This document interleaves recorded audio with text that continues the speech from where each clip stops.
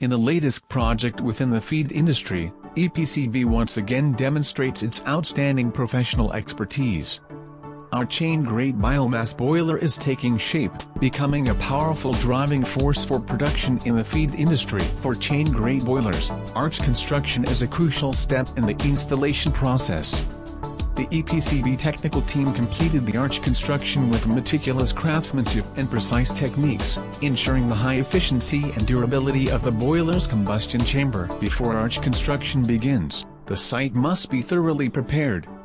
This includes inspecting and clearing the construction area inside the boiler to ensure no debris interferes with the arch construction.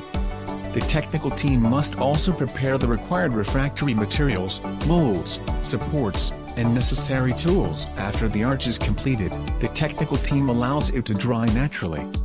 During the drying process, the arch must remain stable to ensure there is no shifting or deformation. Once the arch is fully dry and cured, the technical team will conduct a thorough quality inspection.